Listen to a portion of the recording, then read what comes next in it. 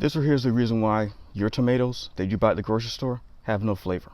Well, if you look on this tomato right here, on this little better bush here, you look at these right here, they're green.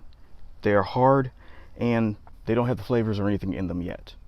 Commercial growers, what they do, like here in the state of Florida, they pick them while they're green, hard as baseballs, and they ship them a long distance. Once they get to their destination or wherever they're going to be distributed from, they pretty much put them in a warehouse and they gas your tomatoes with ethylene gas. So once they get it to the warehouse and they gas them with ethylene gas, guess what? They pretty much begin to change colors. They go from the green that you see here, and it changes to the red that you would see in the grocery store. So all you're basically buying is a tomato that is cosmetically beautiful.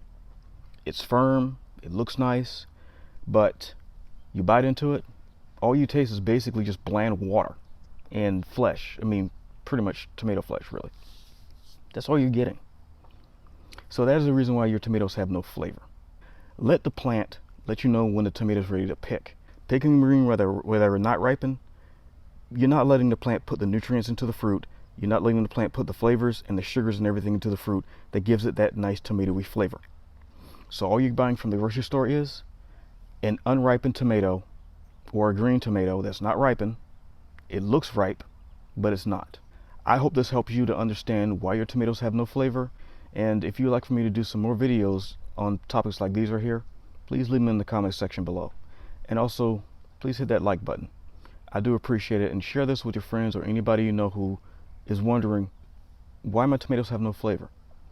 I'm John Jr. This is Tomatoponics. God bless.